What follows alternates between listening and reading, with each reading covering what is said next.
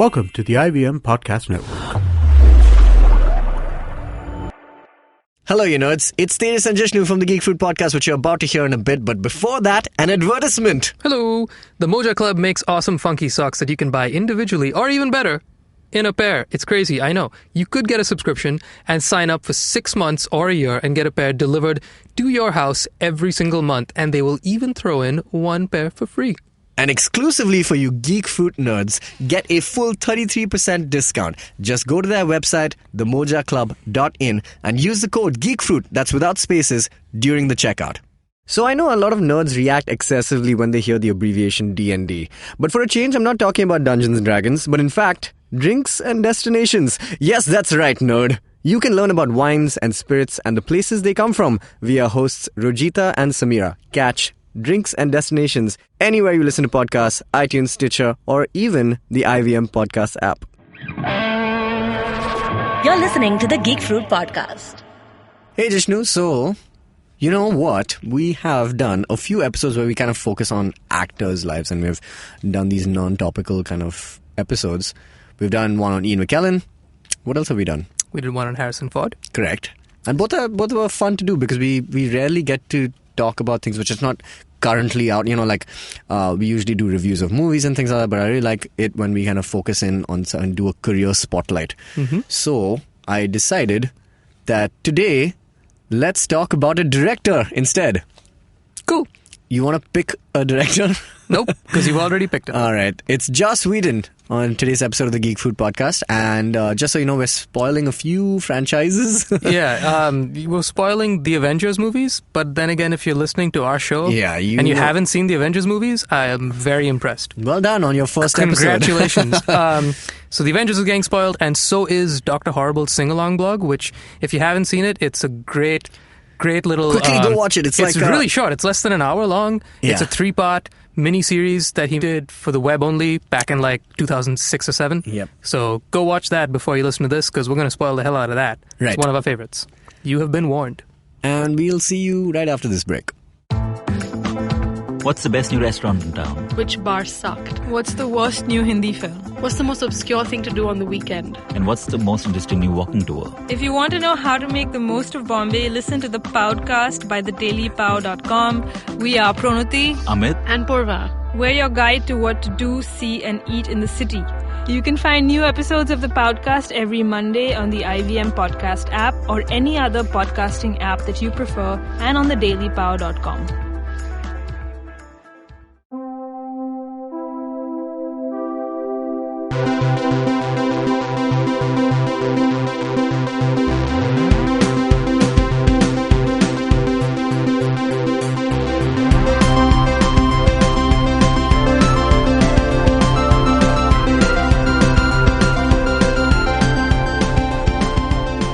Hey, you nerds, welcome to the Geek Fruit podcast. I am Jishnu. Tejas is sitting in front of me. Sup? Give them proof. How's it going? That is enough proof.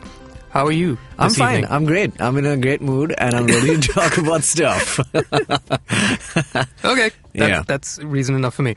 This week is a very fun episode for me, especially I'm in love with this man, a man that was named Joseph Hill Whedon, otherwise known as Joss Whedon. Why are we talking about Joss Whedon today? Because it's about time, and I'd like to keep up this trend that we've been doing for a couple episodes now, where we've picked a couple of people who really deserve our attention. Our attention and everybody else's attention. Yeah, that's true.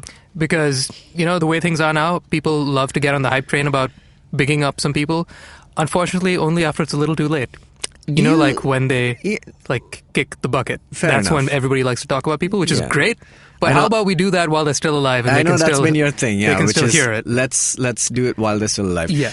Joss Whedon has a long way to go, hopefully. Let's hope so. Yeah. He's only He's 50 got or something. Enough stories to come out of him before that.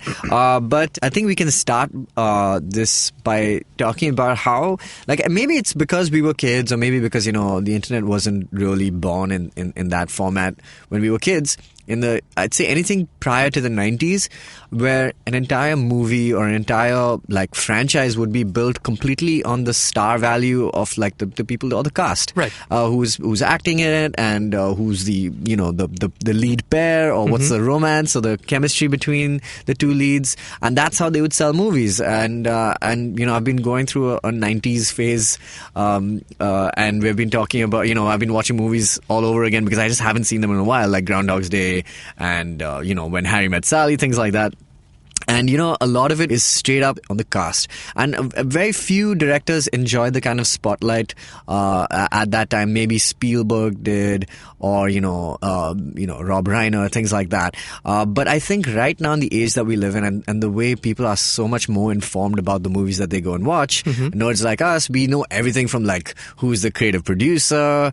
We know people like Kathleen Kennedy, Kevin Feige, etc. And I think because of that, it's become far more important for fans of things to even know about not just the cast but the directors as well. And I think Joss Whedon, just by the very nature of his name being attached to a project, it just has been elevated to another level. And I think that's the kind of effect that Joss Whedon has had, and that he's earned over a long career of starting from TV and doing a bunch of random stuff, which we're going to talk about in this episode, that has really kind of elevated his name to somebody who has great taste and who has great like humor in his writing. His writing is what he's probably known for best. Yep. And also just a fantastic director. Yeah, he has one of the most varied resumes.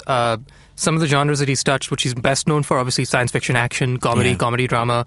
But then he's also done things that are in horror fiction. Fantasy, yeah. And fantasy. But then he's also done freaking Shakespeare. Yeah, that's true. And like one of the best adaptations of Shakespeare. I'm talking about Much Ado About Nothing. I didn't see it. How was it? So I think the vast majority of school kids in the world was not the biggest fan of Shakespeare in school, because it was like forced down our throat. Really? And it was just, there was nothing about it that did anything for me, because it took me a long time to realize, or rather not to realize, but to recognize that Shakespeare is not a textbook. Shakespeare is a play. You're meant to watch it. You're not meant to study it. Yeah, exactly. It's so good that you can study it, but that's not how you should first be introduced to it, right? Like any movie, you can read a screenplay, and some of those movies have great screenplays that you can read. Like most of Joss Whedon's work, I could read the screenplay. Yeah, that's true. But I would want to see the film first, right? Yeah. So I only genuinely started appreciating Shakespeare a handful of years ago, when I finally saw a live production of it. And it wasn't the best production in the world. What did you watch? I saw Midsummer Night's Dream back at my alma mater in Wisconsin, and it was after I graduated, so it was maybe like 3 or 4 years ago. And it was really cool because I finally got what all the gibberish meant, right? Because it's a new language, it makes no sense to you unless you see it being physically acted out for you, and then you can sort of put the surmise. Like off a 3-hour play, you spend the first 20 minutes going, what the hell am I looking at? And then eventually just somehow this new language makes sense, and that's what's beautiful about it. Like, you don't think you're learning in school or at least being exposed to the language of Shakespeare and the verse of Shakespeare helped you hardly. Just all the dosts and thous and thys. That's the thing. There's like a lot. That's the thing. If I tell you to name me 20 words, I'll be very impressed if you can do it. Beyond the dots and thous and like articles, there are a whole bunch of like real words. I can remember phrases. I mean, I was a really big fan of Caesar in school. We did Caesar. It was our batch in ICSE. Yeah. So I just remember that being. I think that was just a really good introductory kind of play, and that's how I kind of got into Caesar. And then we ended up doing, and this is probably why I like Shakespeare a lot, is because we ended up spoofing like Julius Caesar as a play in school. You did? See, that's great. Yeah, and so that kind of helped me. I never had that. Get into it. Not once did I ever get an opportunity to see a play of Shakespeare. I never got to see it for actually what it was. Yeah. But anyway, to get back to Whedon, his adaptation of Much Ado About Nothing is great because it's line by line the exact play as it is. Yeah. It's just set in modern day times. And so you're looking at familiar actors that we love and that we know and we recognize from other Whedon movies. He loves to have a recurring cast in a very Tarantino fashion. He likes to have the same guys come with him, like Nathan Fillion, Felicia Day. Yeah. A whole host of them are those Alan his Tudyk. peeps. There's peeps. Yeah. And so you see them in this black and white, it's not a one shot, but it's got that.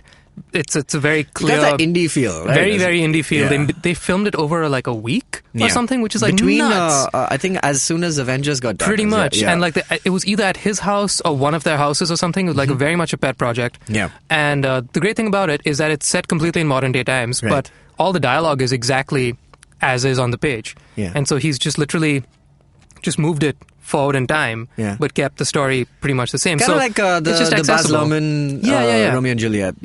Yes, but without the fantastical elements to the it. drama, It's the dramatic element. Yeah, or over the top of any kind. Yes. It's very much rooted in reality. Yeah. But they just happen to speak Shakespeare. Yeah. So it's just really cool that he can 1 second give you the Avengers and then literally the next week he's out shooting Shakespeare, what's and so it great works. about him. It works. It's a solid production. I'm not at all surprised that it's not a big household product like the Avengers are, obviously, because there's no money behind it. Right. People have seen Shakespeare for literally 400 plus years. Yeah.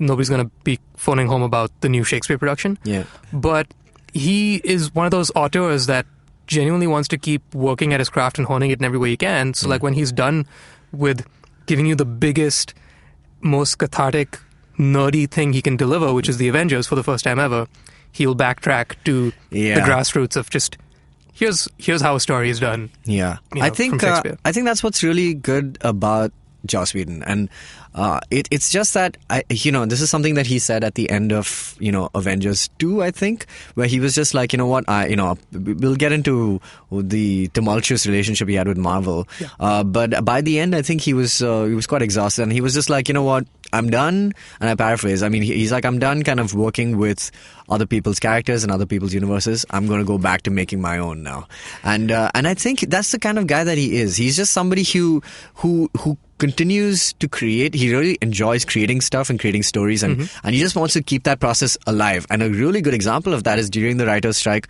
he did Dr. Horrible. I was just going to say, one of my best favorites. Yeah, exactly. So random, and I think he became more of a presence in my mind after that. Like I remember, I mean, obviously Buffy was a huge thing. There was Firefly, and Serenity, I guess. But like, I think the thing that kind of really made me think, wow, this guy's really cool, is that despite like budget or having people on board, he just needed to create. And during that writer's strike, under $10,000 he made this 3-part. Yeah. Well, now you can watch this one go, but the Dr. Horrible's sing-along blog, which had Neil Patrick Harris, and all of them is so great that they all had like, he's cultivated like that kind of family where he can just be like, hey, I'm trying to do this. I know nobody's going to get paid as much. We're probably not going to be paid at all. But let's just do something fun so that we can pass the time, I guess. Yeah.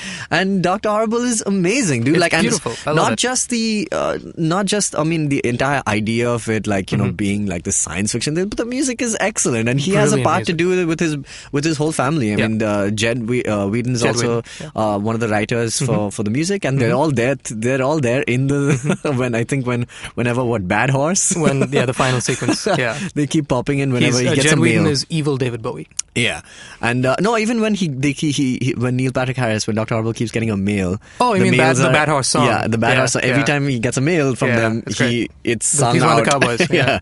So I think that just the sense of like fun and like comedy that they had, and the good aspect of him wanting to create is always admirable, and I think that's something that is gonna make his career even like more long lasting than other directors and such. So what's interesting about you mentioning that he says, I want to work with my own characters, or I want to break away. I basically want to break from this universe after the Avengers was done. Yeah. After the Avengers came, my baby, Agents of S.H.I.E.L.D. Correct. Which has come out of it's a Joss Whedon creation. Yeah. Co-created with Jed Whedon and Marissa. I can never say her name. Tancharoen. Who also, the three of them did Dr. Horrible. She was also cameoed in that. She's Jed's wife. Yeah. So the three of them created it, and then Jed and Marissa, they are showrunners now. Yeah. Joss kind of has just like, I guess, a producer kind of a role. It's or funny about that. But Marvel didn't ask for a show. Like, he went outright himself and pitched that idea and said, hey, you know what, would be a great idea. And he just like, oh, okay, cool. I wonder why I love it so much.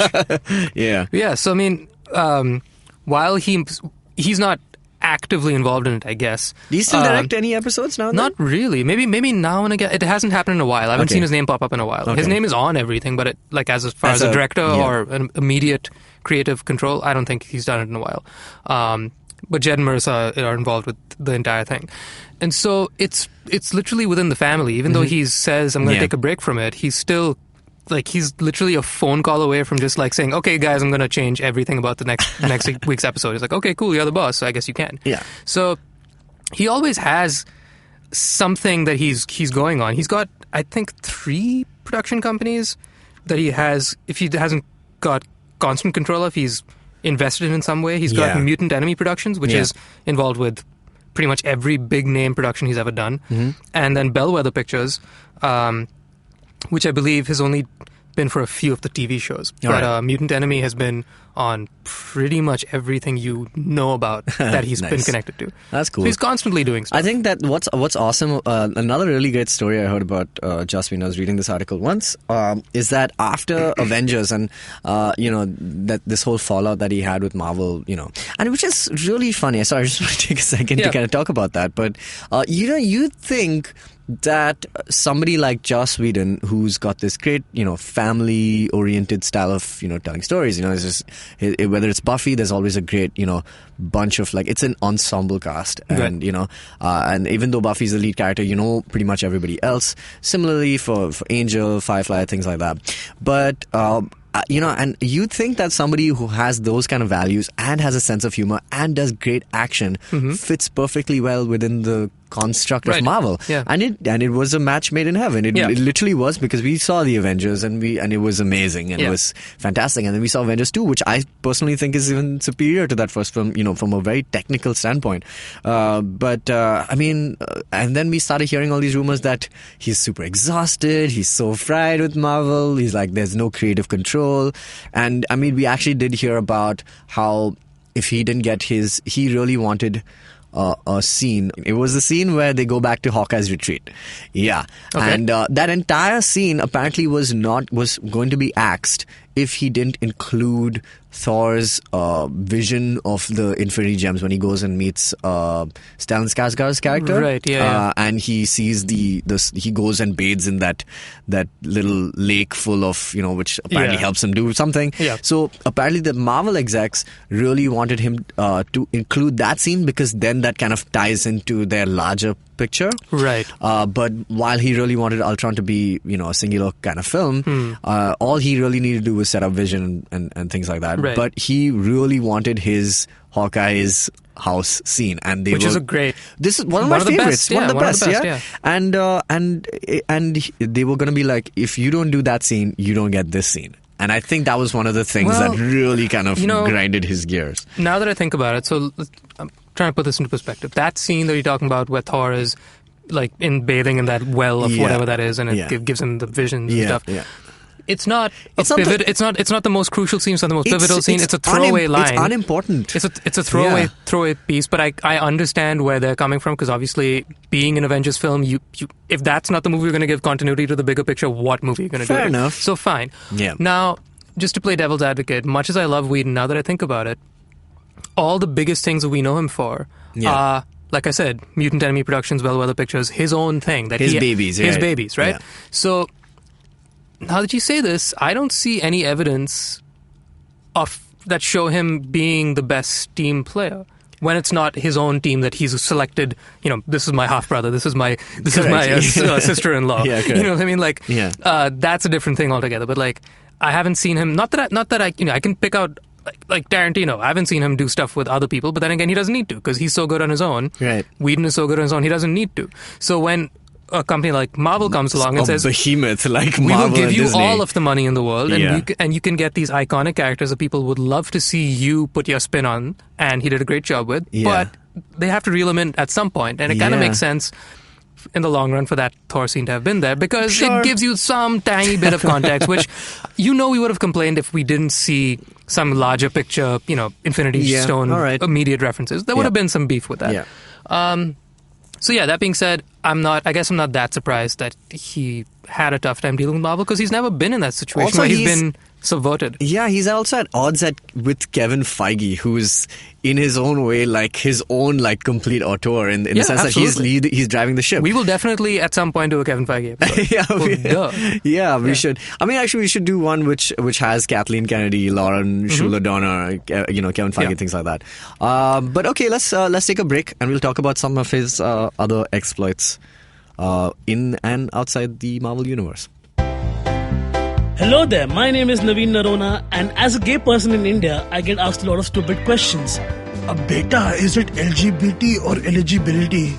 How do two men procreate? Bro, is Grindr better than Tinder or what?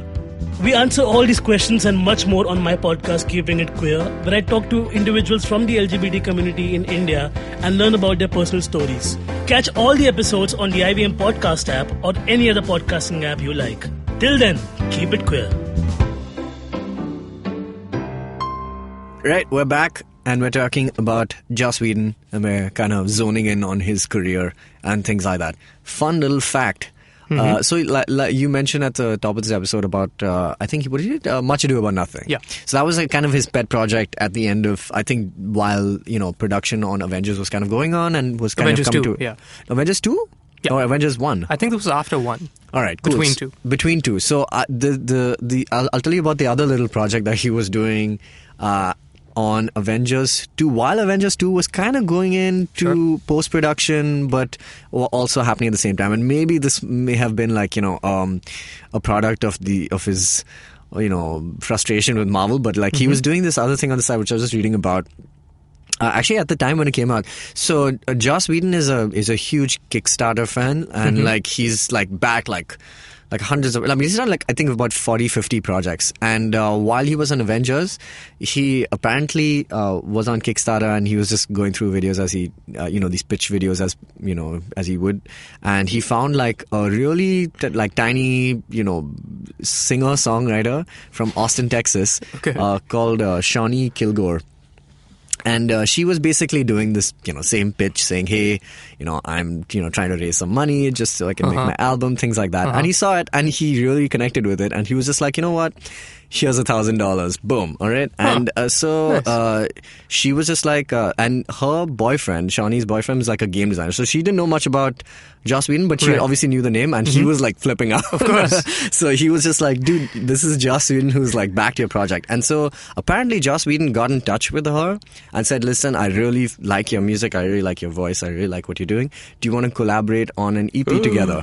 So wait, on an EP? Yeah, on an with EP him? with him. So he wrote a lot of the lyrics on her EP, and Nice. they did like a couple of songs together. So it just, first of all, like, my heart is racing at the thought of it. both of us being singer-songwriters. Yeah. That's just like an amazing, it's just an amazing thing to do. It's absurd, yeah. Yeah, it's just really cool. You would never think of that. Exactly, with the number of projects. Kickstarter, at least, crowdfunding in India is still like in its very, very nascent stages. But like in the States, there are like millions of projects going around. Yeah. And in fact, like a lot of people use Kickstarter and, things like that to actually fund like big projects. Like that's the first round of funding for a lot of things. So for like him to kind of dive through all the projects and find this one thing that he can, but it's really cool of him to kind of do this. And so that was what he was working on. And they had never met. They literally only communicated on like email and chat and things like that. And did this whole collaborative kind of thing with each other. That's cool. Really cool. Really cool. Well, okay. Yeah. I want to turn the page not too far. Okay. Speaking of women that he worked with, feminism and Joss Whedon is a huge, huge part of his life. Yeah. Everybody has always said, pretty much since Buffy and on, every time you've seen a Joss Whedon production or heard of one coming out, the two biggest things I think, if not the biggest things, the two of the biggest things that people have always looked forward to with any Joss Whedon production is one, how is he going to kill off somebody that we love? A. And B, how strong and how badass will the female leads be? Yeah.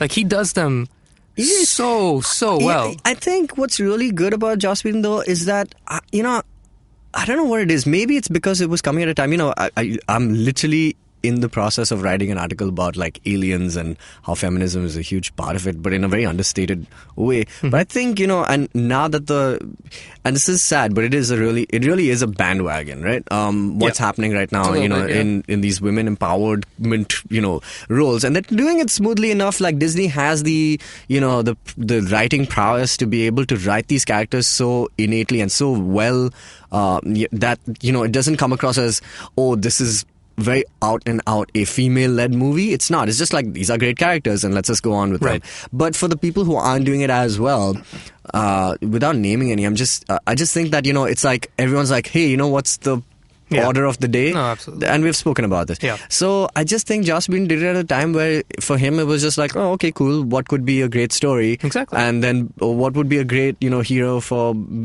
or a person to kill vampires? And he was just like, boom, Buffy. And that's it. The name of the show, Buffy the Vampire Slayer, is just like literally, this is what the show is about. And that's it. And it's just, it didn't, at least when I watched it, it didn't come across as like something that like, oh, these guys are obviously need a female-led hero or heroine or whatever it is, and that's what they're going with. But it just felt like, okay, that's Sarah Michelle Gellar slaying beasts, and that's it. Yeah. And I think that's what's really good about him. And I think people identified it because it was not something that was happening too often. But for him, it was just something that was writing naturally. So because he's not ever like only ever done, like that's the other good thing. But he's not only done female-led stuff, right? Absolutely, and even they don't have to be the leads to Beast, like Black Widow. Exactly. Her shining moments were in Avengers. Both the Avengers movies. Avengers, yeah. She was so good at being the only one that can handle the guy that everybody's the most afraid of. Yeah, that's she amazing. handles the Hulk, right? Nobody else can whisper to that beast except for her, because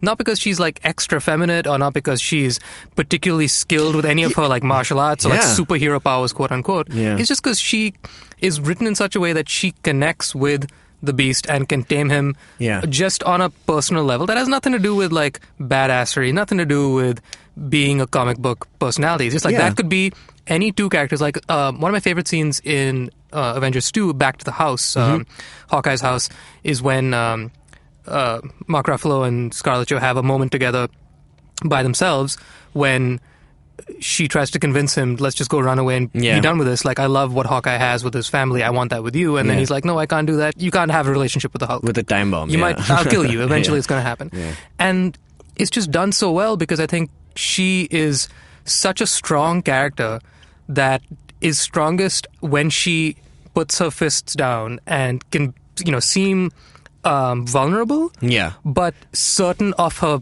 vulnerability. Like, I'm letting you in. Yeah. I know I could kill you at the drop of a hat if I wanted to as well. This is true, yeah. Because I'm a master assassin. But I also believe that I can be a good person for you and I can help fix you. And you know you need fixing. You're just scared to confront it. Yeah. Kind of a thing. And that's not a strong female character like who just kicks ass. That's a strong female character who believes in herself, is confident, and is smart and just well-rounded in every which way. And by the way, she can kill you. Exactly. Yeah. No. Having said that, the most badass moment is her first scene in The Avengers when she's like she's captured and her hands are tied with those Russians, right? And then she's just like I'm in the middle of interrogation. Yeah, that's such a great scene. Yeah. I just really love that. I think Joss Whedon has a really good. I mean, he's just plain and simple, he's just a good writer, and we've seen that in numerous examples, and I'm not surprised now that what seems to be next for him is Batgirl. Yeah, and the fact, first of all, Batgirl as a movie, yes, okay, I'll take it. And the second is that Joss Whedon directing. So it's like almost, I mean, I don't want to say like he's switched sides for the sake of it, but we all know that he's gonna really do this movie like good. Yeah. So I'm kind of I'm just excited for what he might, like you said, like he has a spin and he has a take on stuff, and initially, at least that's what's happened at Marvel.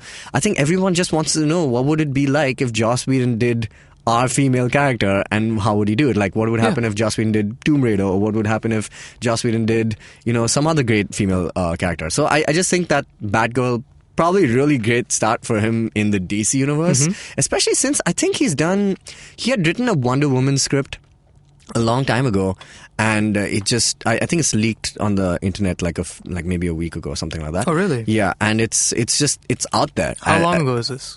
I'm not sure. But when did he write this? Yeah, this was maybe like around the time Man of Steel was happening, and DC was like a while ago. Yeah, so he's written this. This has been something. Been out for a while, but and apparently there's a Black Widow script also somewhere hiding on the internet. But I think that he's overseen, but was written by some of the co-writers at Marvel, who now have progressed to Ant-Man and Captain Marvel. So I think I just think that it's just cool to see what Joss Whedon would do with the characters that you you think you know and you love, like for whatever reasons, like Batgirl. I mean, I love Batgirl. I love Oracle. I mean, I wonder if we'll see that iteration also. But it would just be nice to have a Joss Whedon take on it. That would be great. Yeah. Joss Whedon can put a take on sliced bread and it'll be amazing. I'd like to read a little quick excerpt of a speech that he made at the 2006 Equality Now. Yeah. And it's based... yes. I think I've read Have this. you read this? Yeah. So he talks a lot about a concept that he studied in college called womb envy. Mm-hmm. Are you familiar with this? So he says womb envy is a concept which is a fundamental thing that women have, which is something that men don't have. Yeah. So the obvious being an ability to bear children. Yeah. Men not only don't get what's important about women and are capable of, but they're also, in fact, afraid of it. And that they envy it and they want to throw stones at it because it's the one thing that they can't have. So at this said Equality Now speech, he says, and I quote, "Equality is not a concept. It's not something we should be striving for. It's a necessity. Equality is like gravity. We need it to stand on this earth as men and women. And the misogyny that is in every culture is not a true part of the human condition. It is life out of balance, and that imbalance is sucking something out of the soul of every man and woman who's confronted with it. We need equality, kinda now." Nice. What a hero, man. Damn. Dude's like he's a legend, dude. He's like a freedom fighter. He really kind is. of in a lot of ways. I mean, he's a cultural freedom fighter. He's had his dumb moments also on Twitter. Sure. But I mean, it's fine, dude. Fine. Like not everyone. He's fallible, but that's good to know. Like he I mean, it's like something like, I don't see him like I see like probably Chris Nolan. I mean, Chris Nolan is probably a man of much fewer words than Joss Whedon is. Joss Whedon is pretty much shooting his mouth off on Twitter all the time until he says something stupid and then he goes quiet for a bit. But Chris Nolan is like, I just see him as this, I don't know, he's like an artifact. He's just this person, super quiet, makes movies, boom, and he's just like, there you go. And I'm just like, wow, in awe of him. But Joss Whedon is somebody I would like to have like as a friend. Like he seems like a much more relatable character. And so when he makes his movies, I can see a little bit of where it's coming from at the same time, also because he's had a body of work out for a long time that we have been exposed to. But like, I can see where it's coming from at the same time. If there are any,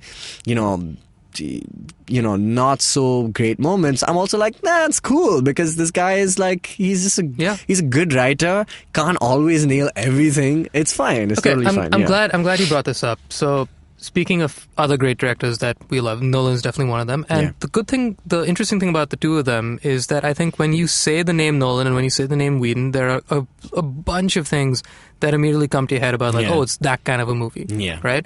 So with Nolan, obviously, after things like Memento and Inception and Interstellar and whatnot. Yeah, the Dark Knight trilogy. Well, with those three in particular, not so much the Dark Knight trilogy, but with Inception, Interstellar, and Memento, his play with either time or psychology is always just beyond next level. Yeah, it's great. It's literally Inception. It's the next level after the next level after the next level. Sure, yeah.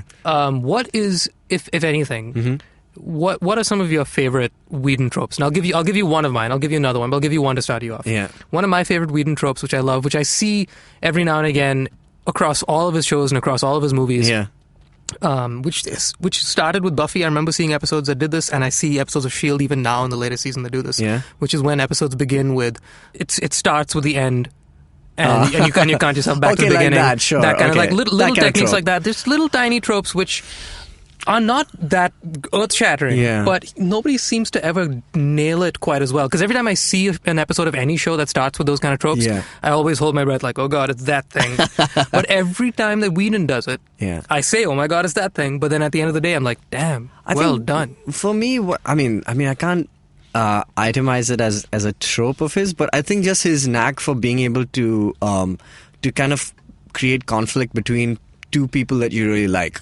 I think that's always been solid. Like whether it's been like the whole Spike, Angel, Buffy kind of thing, you like all three of them. Like I've always enjoyed all three of them. I mean, for me, dude, Spike is like I love that guy. Your team Spike? Yeah, of course, dude. Who isn't? Anyway, but I've always liked him because I think he's just like at least at that younger age, I just felt like he was way cooler than Angel, who's like this dark brooding guy. But I think it's also what he's done really well in the Avengers. Like just to take a very simple example of that entire scene where they're taking down one of the Chitauri kind of motherships, which are coming through, and the Hulk and Thor are on top of it, and the moment the thing crashes and they're rid of it, he just punches punches him, Yeah, and that was great. just it's like, okay, so now that's a small iteration of like what a larger conflict that had been happening earlier in the film.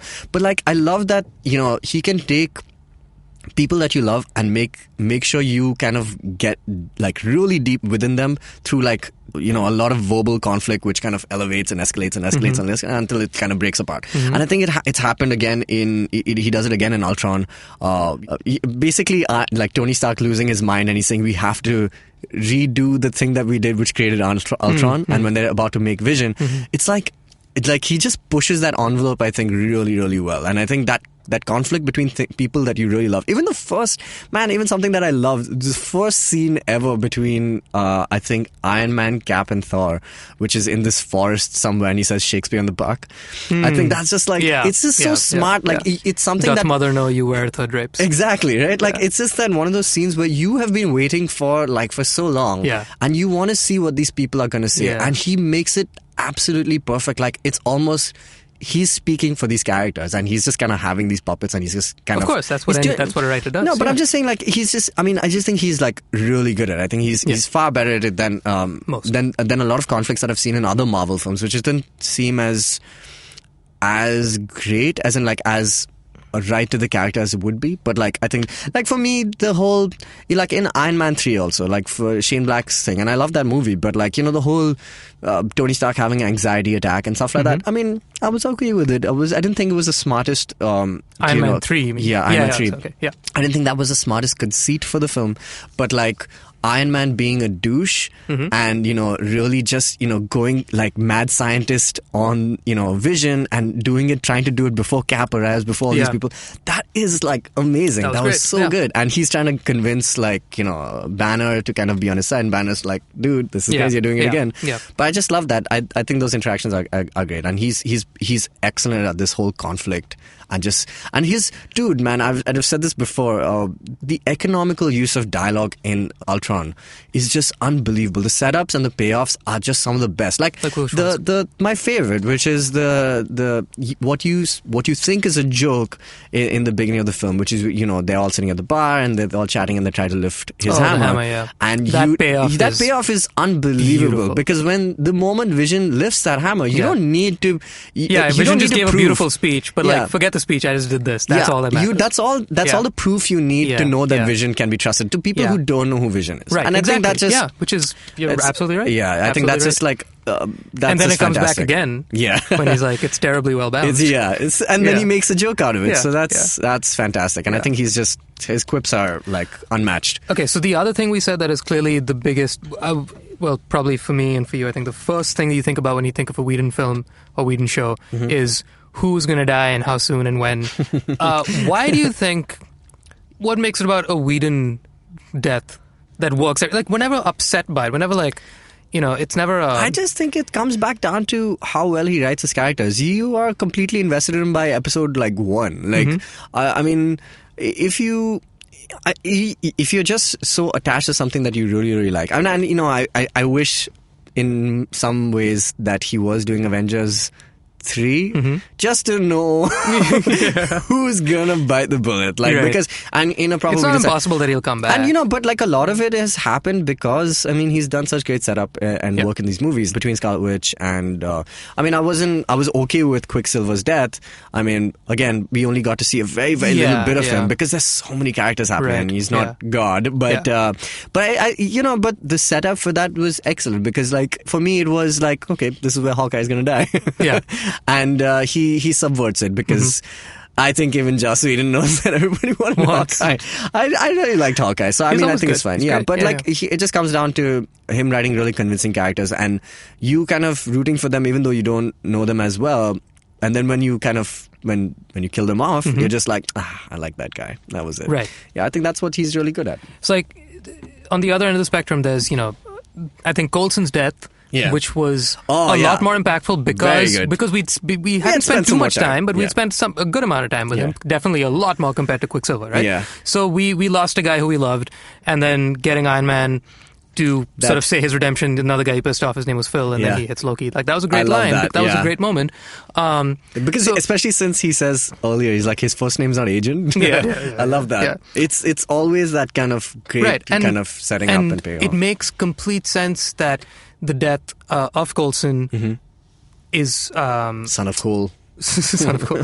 That death sequence is pivotal to giving the Avengers motivation. Yeah. But it's great that it's not as obvious as that, because Fury had to sneak into his locker, pull out baseball cards, cover them with blood, and then say, oh, by the way, these were in his pocket. This is what happened. And that makes him even more sad, and so that brings them together. While so, it also kind of makes Nick Fury kind of like... It makes Nick Fury... the master. Makes him the master and kind of a dick for using that, you right? Gotta do what you gotta exactly. do. Somebody has to do it. Yeah. So it's a death that is not only just there to make you go, oh, but it's also, it's a necessary death. Yeah. And that's almost always the case. And a really interesting thing is with Dr. Horrible, even though it's such a fun... Oh my gosh. Such a fun, hurt me badly. life-filled We said spoiler alert, by the way, in this episode. We totally have not. But with Dr. Horrible, it ends with Penny's death, right? Gosh, and so it ends on such a dark note, because Dr. Horrible wins. Also, but he doesn't win, it's a dark victory, Yeah, definitely. And so something that started so fun and lively with all this, fantasy, pomp and circumstance, and it just goes, and he leaves it there. Yeah. There's no closure to it. And he gets what he wants, but he loses really what he needs, I think. So all the, I remember seeing all the buzz and all the excitement. Have you seen like the bonus features of that thing? It's really hilarious. Ago, So it's 2006, right? Something like that. 7, 6, whatever. Yeah. So when they released the bonus features, they released a whole lot of BTS off the making of it, obviously, and then off the response from fans as the episodes were being rolled out. Yeah. Because it was literally so homemade that there's footage of Jed Whedon sitting in front of his laptop and uploading it to Vimeo, and you're seeing oh, we crashed the site, now we have to reboot, oh no, who the hell, where's the server? Somebody find me the yellow pages, I need to find out where the server is. So everything about that show was so filled with love, because it was a passion project and was really fun and very colorful and bright, and the songs were infectious as hell, and it was really cool and campy. Yeah. And then he leaves it on this... Pretty dark, yeah. Pretty dark is an understatement. The other thing is that he also did it in an era where, I don't think, the content game was as strong. He basically made the best form of video content that you could for, online use, that you could at that point of time. But, I mean, it would work so well today, but it worked even better because it was just, I think, a first of its kind of a director and a team of that stature to kind of come down to the level of YouTube, to the dirty underbelly seedy of underbelly the internet. So to kind of do that. So I think that's great. But I think even just coming back to the whole point of this whole conflict thing, I think it's just really amusing conflict in this one also, between, obviously he's kind of subverted the whole villain and hero role, but the entire interaction between Captain Hammer and him is just hilarious, because it's just, you want to see, I mean, for everyone who knows Fillion, Fillion is God, he's awesome. But it's just so funny to see them kind of do that conflict. You want to root for both of them, but one's a douche and the other one is trying to be one. So it's just I just think that it's just funny just innately, just by, even without the actors, being who they are, and if you don't know them, I just think it's really funny and really good. You can't not know Nathan Fillion if you've seen any of... if you watch Firefly. Man, actually, I pulled up a list. Nathan Fillion is the second most frequent actor in Whedon's work. He's been in 4... and who's the first? Alan Tudyk? No. You would think, right? I was very surprised. What is that? I'll give you 2 more guesses. I'll be impressed if you can get it, because I was. This is a hard one. Yeah. Who's the guy who plays? Nope, you're wrong. Not a guy. Oh, okay. So I'll give you one. Is it this hint. one? What's her name? Alison Hannigan? Nope. No, damn it. One more guess. It's not Sarah Michelle Gellar. So, nope.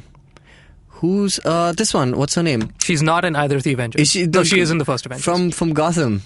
Nope. No, yeah, she's not.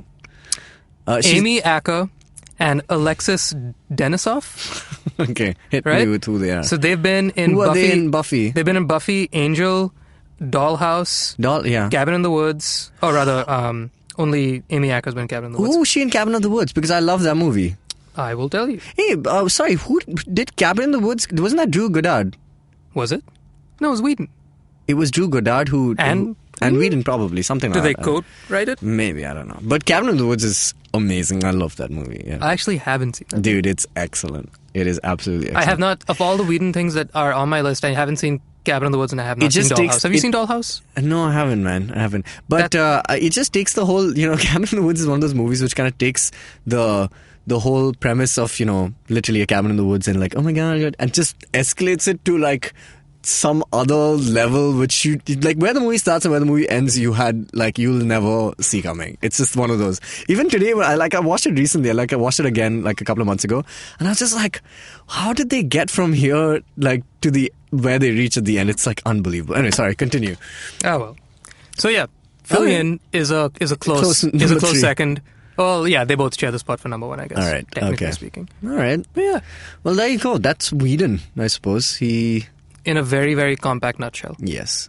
Good actor, good writer, good director. He hasn't done... His breadth of work is not the deepest, in that he hasn't done that many, comparatively speaking. I mean, I think he's versatile enough. Oh, no, he's versatile. Like, he's played the field in terms of genre. Yeah, but he hasn't had the longest list of films and TV shows that he's worked on because he's taken his time with every one of them. Yeah. And it shows. It's fine. I'm okay with it. Yeah, I'm totally fine with that. Take your own sweet time. Yeah. So, if it's going to be that quality, yeah.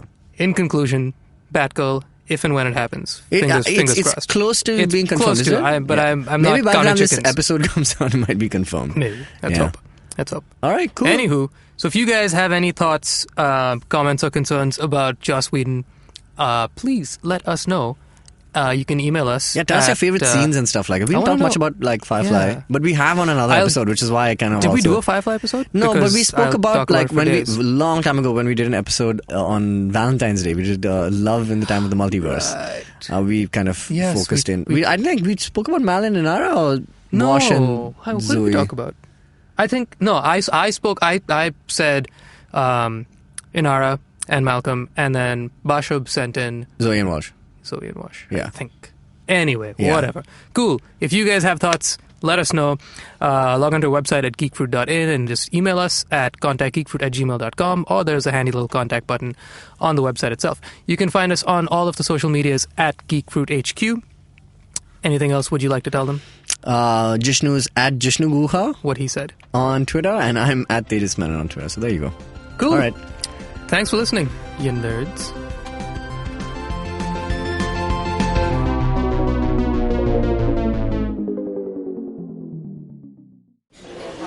Excuse me भैया, excuse me. बोलिए madam. Menu में क्या है? Menu में scene unseen है, podcast है, on course है, Cyrus है, made in India, rediscovery project, empowering series, sex wax है, IVM लाइक्स है, सिंप्लीफाइड है, कीपिंग इट क्वियर है, थिंग्स एंड डेस्टिनेशंस है, माय नेबर जकरबर्ग है और द फैन गराज है. आपको क्या चाहिए?